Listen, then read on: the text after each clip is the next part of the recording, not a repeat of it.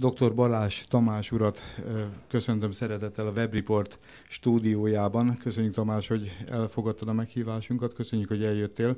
Tamás, rólad az ország azt tudja, hogy remek jogász vagy. Az üzleti világ is egyre jobban ismer téged, hiszen a Joint Venture Szövetségben és sok-sok más szervezetben is hallatod a hangodat, és az üzleti életben vannak előadásaid, meglátásaid.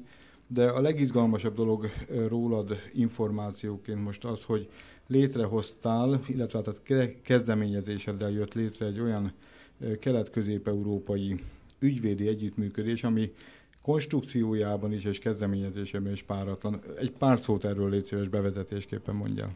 Hát köszönöm szépen ezeket a bevezető szavakat. Tehát amiről gyakorlatilag szó van, ez a bizonyos East Legal Team, Európai Gazdasági Egyesülés nevet viselő formáció, ami az Európai Unió joga alapján létrejött non-profit szervezet. Ennek az a lényege, hogy az Európai Unió joga alapján az egy szakmában dolgozó, de különböző országokban működő cégek, személyek hozhatnak létre hát gyakorlatilag szakmánként ilyen szervezetet, aminek hát nyilvánvalóan az a célja, hogy egymás üzleti lehetőségeit előmozdítsák, szakmai tevékenységüket összehangolják, szakmai tapasztalatcseréket végezzenek egymás között.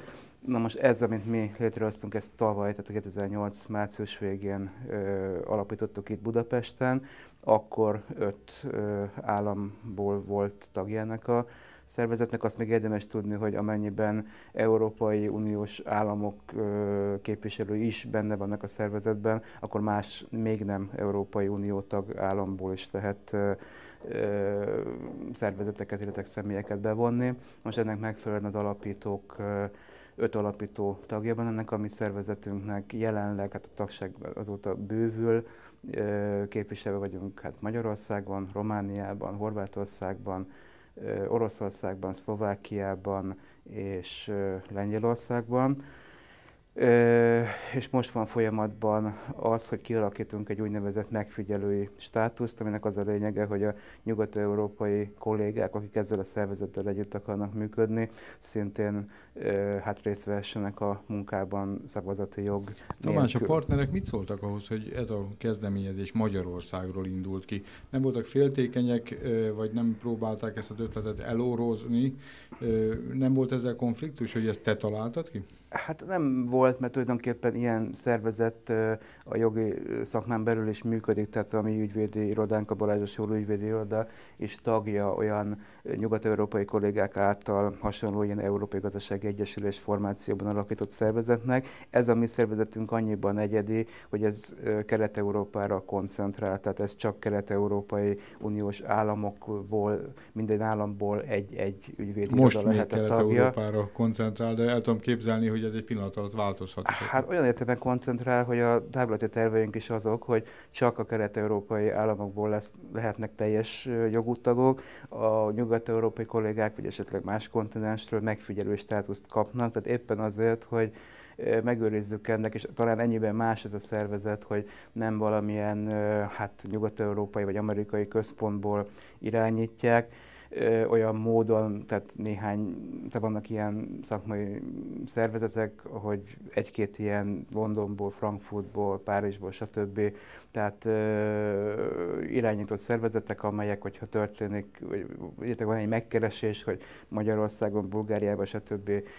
Kell egy megfelelő felkészült jogászcsapat, ügyvédi iroda, akkor szólnak nekik, de ez a mi szervezetünk a magán a jogi formáció túltekintve másképpen működik, tehát ez a benne levő, résztvevő tagoknak a proaktivitására épít, tehát és egyrészt nem valami fajta központi irányítás alatt van, hanem rendszeresen tartott megbeszéléseken, gyűléseken, konferenciákon beszéljük meg, hogy igazából hogyan kéne kéne demokratikus közösen szervezet. Hát igen, ezt próbáljuk csinálni, de a kérdésre visszatérve, tehát nem volt ilyen probléma a más résztvevő kollégákkal. Ők maguk is úgy gondolták, hogy mivel hogy mi más ilyen nyugat-európai szervezésű szervezetekben is benne vagyunk, hogy nekünk ebben talán tapasztalatunk van, és hát így alakult ki az, hogy mi voltunk a kezdeményezők, jelenleg én vagyok ennek a szervezetnek az elnöke, és Bukarestből, illetve Moszkvából van egy alelnök, aki a Az elnökség ez egy rotációs elv alapján így tovább van, lesz majd adva? Így van, tehát ez egyszer lehet maximum újra választani, és 3 évre lehet valakit megválasztani, tehát gyakorlatilag egy ugyanazon személy maximum 6 évig lehet tagja ennek a úgynevezett igazgató tanácsnak. Gratulálok, Tamás. Engedd meg, hogy egy picit tovább lépjek, tovább lapozzak itt a mi interjúnk során. Én azt látom, hogy a jogi világban, mint minden másban, a specifikáció ideje jön el. Az, hogy mindenhez értő jogászok, ezek megszűntek, és gyakorlatilag egy-egy szakterületen rendkívüli felkészültségű jogászok ideje jön el. Úgy látom, hogy te is specializálódtál, legalábbis amennyire a munkásságodat figyeltem.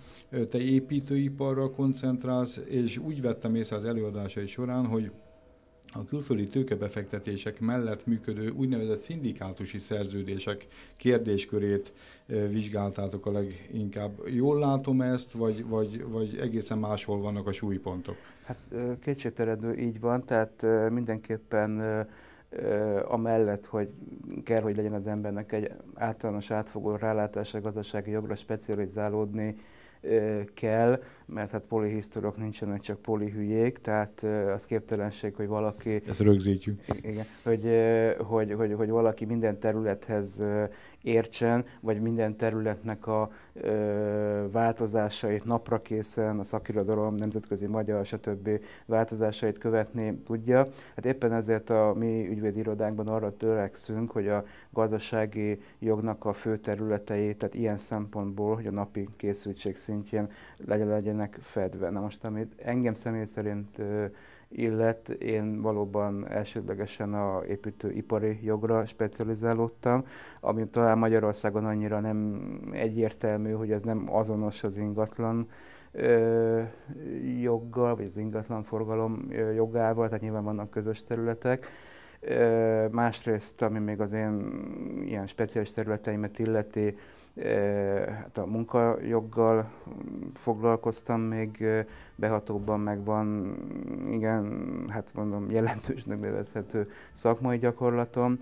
Másrészt az élelmiszerek, gyógyszeripari termékek regisztrációja, és amit említettél, valóban a társasági jognak bizonyos területei, így a szindikátusi szerződés, tehát a tagok között való viszonyoknak a szabályozása, részben a társaság megalapítása előtt, részben pedig az együttműködésüknek a kérdései, ahol viszonylag nagy szabadsága, nagy lehetőségei vannak az adott szerződést létrehozó jogásznak, tehát ezt nagyon izgalmas területnek tartom, de az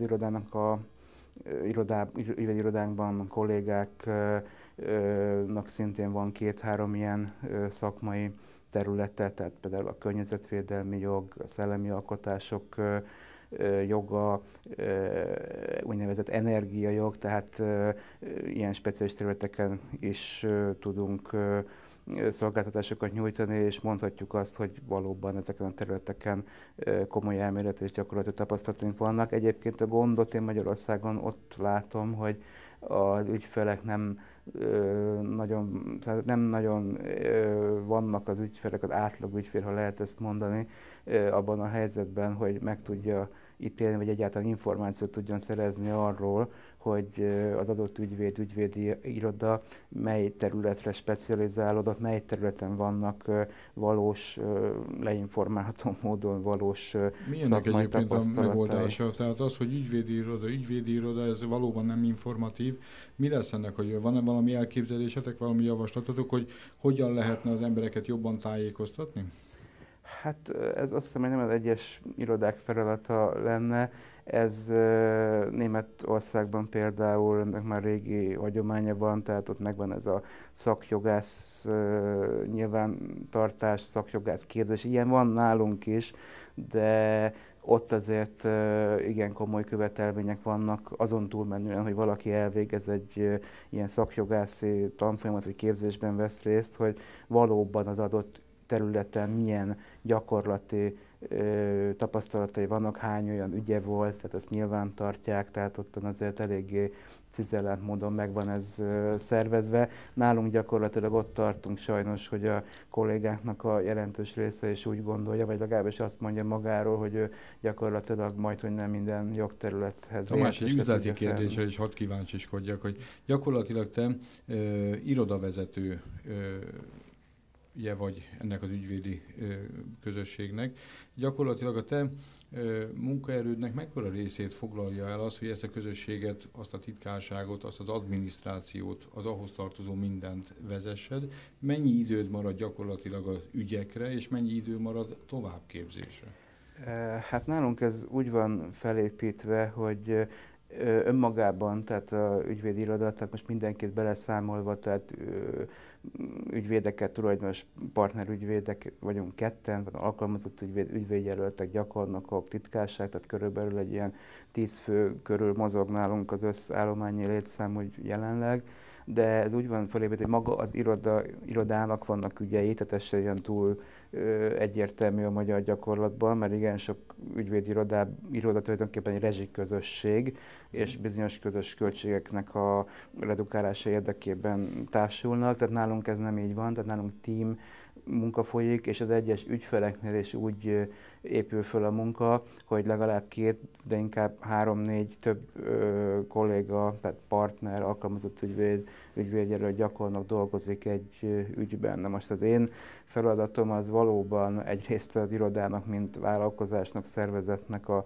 menedzselése is, tehát ez azért elég nagy időt elvesz az én mindennapi időmből. Ami pedig a konkrét ügyekben való részvételeket illeti, az abban valósul meg, hogy az egyes ilyen tímeknek vagyok én, tehát amiben én benne vagyok személy szerint a vezetője, és a kollégák, alkalmazott ügyvédjelölt, gyakornok, stb. Nek a feladat megosztását jelölöm ki, és a bejövő információk alapján hát hozzám jutnak el, és én hagyom jóvá véglegesen azokat az iratokat, amit az ügyfelek számára átadunk, megküldünk. De hát minden mellett azért a említett szakterületeimen, meg egyéb más fontos területeken azért nyilvánvalóan igyekszem a jogszabályváltozásokat követni, szakirodalmat követni, úgyhogy ez egy eléggé... Tamás, te a Webreport klubot igen jól ismered, a Webreport kezdeményezésnek a gyökereinél is ott voltál, és láttad, amikor mi ezzel kezdtünk, és tudod jól, hogy nekünk a stílusunkhoz hozzátartozik egy kicsit a dolgok mögé nézni, egy kicsit az embert is meglátni, egy kicsit az érdekviszonyokat, az okokozati összefüggéseket is kutatni, és mondtam is a beszélgetés elején, hogy kíváncsiak leszünk, kíváncsi vagyok én, és kíváncsiak a nézőink is arra, hogy Balázs Tamás, aki ugye Szegeden végzett a József Attila Egyetem jogtudományi karán, és azt követően a világ számos pontján megfordult, hihetetlen sikereket ért el, hadd mondjam, helyetted az Egyesült Államokban, Olaszországban, Németországban. Ezeket a nyelveket egyébként mind bírod, és aztán lehet, hogy még ezzel nem is soroltunk föl mindent. Te gyakorlatilag mit csinálsz a szabadidődben, ha van egyáltalán szabadidőd? Hol regenerálódsz, hol rekreálódsz, hol képzed tovább magadat? Mik a magánéletbeli mozzanataid, amikre a leginkább büszke vagy? Hát már itt tartunk a szabadidőnél, meg a hobbinál, még van egy szakmai szabadidőm, nevezetesen a ELTE jogi karán, a római jogi tanszéken másodállásban. Hát bizonyos értelemben igen, tehát ott olyan egyetemi adjunktusként másodállásban dolgozom, mert én ott kezdtem a egyetem elvégzése után főállásban, majdnem 4 évig dolgoztam, tehát ez azt kell mondjam, hogy hát egy bizonyos mértékben kikapcsolódás, mert bizonyos szempontból hobbi, mert nyilván más jellegű tevékenységet jelent, mondjuk előadást tartani, szemináriumot vezetni, vizsgáztatásba bekapcsolni, stb.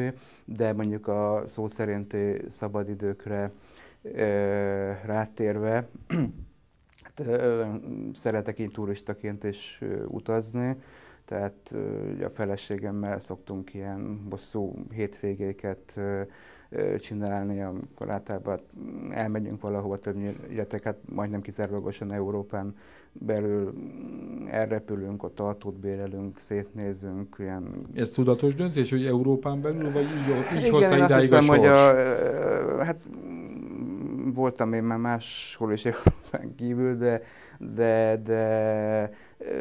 tehát mi ilyen úgynevezett ilyen magunk által szervezett kulturális programokat hát preferáljuk, tehát ebbe beletartozik egy adott országrésznek a megtekintése, múzeumok, esetleg egy színház vagy opera látogatás, de mind a ketten nagyon szeretjük tehát a komoly zenét, ezen belül az operákat, tehát hogyha tehetjük, akkor is külföldön járunk, akkor ott is megnézzünk egy ilyen előadást.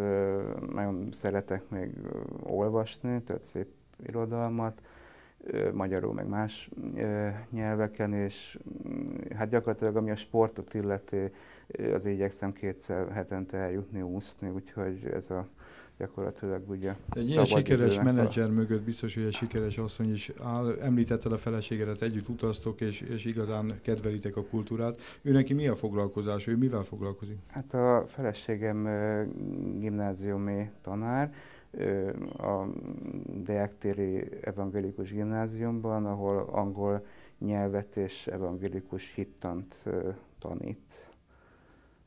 Nagyon érdekes, és biztos, hogy otthon akkor számtalan olyan témátok lehet, ami kivezet a te szűkebben vett munkádból, és kikapcsolódást biztosít, és biztos, hogy rengeteg dolgot tudsz te neki is elmondani. Tehát én azt hiszem, hogy megfejteni véltem a ti kapcsolatotokban rejlő erőt is. Hát igen, mondjuk ott nyilván nem jogesetekről és jogi dolgokról beszélünk, tehát... Azt már rég megette volna a fene, hogyha olyasmi jön szóba. Úgyhogy nyilván mondjuk ez a közös kulturális érdeklődés, ami gyakorlatilag így a mi szabadidőnket, hogy említettem, is meghatározza. Tamás, még egy dolgot, talán a beszélgetés zárásaként, de kicsit olyan filozófikus tartalmú lenne. Én azt gondolom, hogy a magyar rendszerváltás követő időszak Magyarországon elsősorban a jogászok időszaka volt, hiszen itt a privatizációt megelőző, majd azt követő jogbizonytalanságok a ti terepetek volt. Hogy látod, most egy világgazdasági válság közepén vagyunk, talán már kilábalóban. A következő világrend, amit most összerak a nyugat, az a jogászoknak fog inkább kedvezni, vagy most a közgazdászok ideje jön el megint? Hát ez egy jó kérdés. Én személy szerint a privatizációban annyira nem voltam benne, meg akkor még az egyetemen dolgoztam főállásban, illetőleg hát ami későbbiek során is, ami nagyobb ilyen projektekben részt vettünk, azok általában ilyen zöldmezős beruházások voltak, tehát olyan külföldi cégeket képviseltünk és képviselünk, akik a semmiből hoztak létre valamit itt Magyarországon, és nem már meglevőt vettek meg, bár még arra is volt példa. Biztos, hogy jogászokra szükség lesz, tehát ez egy, ha megnézzük a nyugati államokat, tehát a nyugat-európaiakat, meg az Amerikai Egyesült Államokban, tehát azt kell mondani, hogy az a tendencia most válságtól függetlenül, hogy jogászokra, ügyvédekre szükség van.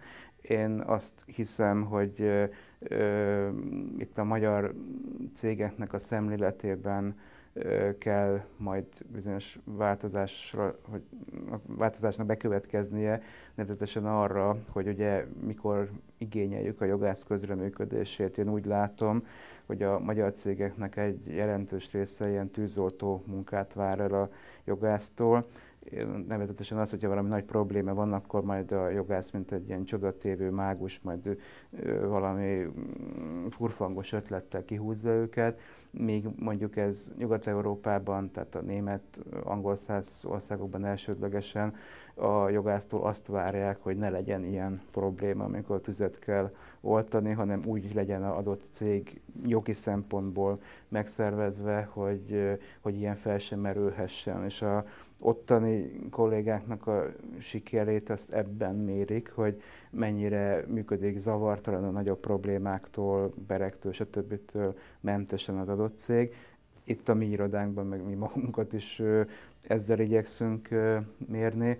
Tehát én azt hiszem, hogy Magyarországra nézve ezt a kérdést, itt még igen nagy tartalékok vannak, hogyha a jogászok, az ügyvédek ilyen háttéremberként, de egy előkészítő szerepbe lesznek bevonva, és nem ilyen csodatévő, nagy gubancokat, problémákat megoldó mágusként jelennek meg. Tehát én azt mondom, hogy ha ez bekövetkezik, mert pedig szükségszerű, hogy ez bekövetkezzen, akkor Magyarországon is a jelenlegi jogász túltermelés ellenére lesz lehetősége szakmai karrierre azon kollégáknak, akik komolyan készülnek erre a pályára már az egyetem első napjától kezdve. Tamás, köszönöm szépen, és azt gondolom, hogy ez a záró gondolat ennek az interjúnak a csúcspontja is lehet, mert valóban azt gondolom, hogy egyrészt a fiatalokra is kell gondolnunk, és a fiatalok jövőjét is magad előtt látod.